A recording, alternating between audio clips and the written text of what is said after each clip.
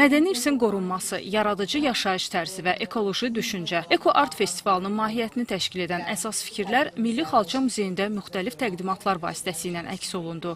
Festivalın açılış mərasimində çıxış edənlər gənclərin və yaradıcı icmaların bu istiqamətdə fəal qoşulmasının əhəmiyyətindən danışdılar. Dövlət Mədəniyyət və İncəsənət Universitetinin təşkilatçılığı ilə keçirilən festivalın məqsədindən bəhs olunarkən bildirildi ki, eko anlayışı iqlim dəyişikliyi fonunda şəhər mühitinin dayanıqlığını, art isə Azərbaycanın zəngin mədəniyyətini və incəsənətini simvolizə edir. Biz də universitetimizdə bir sıra tədbirlər keçirmişik. Respublika əhəmiyyətli konfransımız olub, infosessiyalar olub, digər tədbirlər olub. Biz Xalça Muzeyində Eko Art Festivalı keçirdirik. Bu da WUF 13-ün şəhərsalma həftəsinin ilk gününə təsadüf edir. Azərbaycan Respublikası Prezidenti Administrasiyasının Humanitar Siyasət, Diaspor, Multikulturalizm və Dini Məsələlər Şöbəsinin müdiri Fərəh Əliyevanın, eləcə də Mədəniyyət Nazirliyinin və Dövlət Şəhərsalma və Arxitektura Komitəsinin nümayəndələrinin iştirak etdiyi açılış mərasimində həm estetik, həm də maarifləndirici və sosial məsuliyyət formalaşdıran yaradıcılıq nümunələri nümayiş olundu.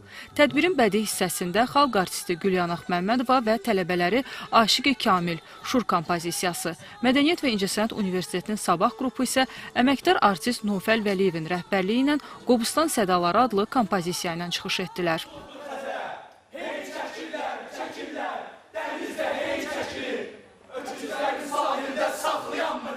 Bu kompozisiya Sabah Mərkəzinin tələbələrinin dərslərindən ibarət bir kompozisiyadır. Gördüyünüz kompozisiyada tələbələrin keçdiyi 3 dərs birləşdirir. Aktyor sənəti, səhnə danışığı və səhnə hərəkəti dərsləri.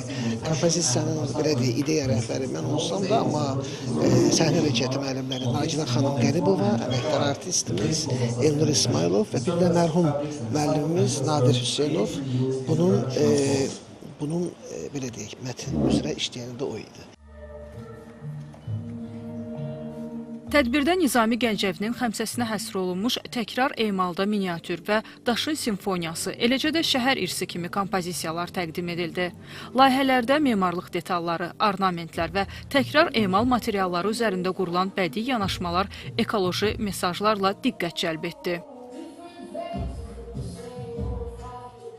İlk kolleksiya xəmsə adlanırdı, 5 geyimdən ibarət idi. Bu geyimlərdə üzərində isə miniatüralar əks etdirilmişdi. Miniatüralar isə Nizami Gəncəvinin xəmsəsindən götürülmüşdü. Digər isə kolleksiyamız isə demək bu günləri hal-hazırda ölkəmizdə təşkil olunan və keçirilən, qeyd olunan WUF-la əlaqədardır. Layihə çərçivəsində Mirzə Fətəli Axundzadənin Hekayət-ü Müsyo Jordan Həkimi Nəbatət və Dərviş Məstəli Şah Cadükünü məşhur komediyasının motivləri əsasında hazırlanmış Oyanış adlı səhnə kompozisiyası nümayiş olundu.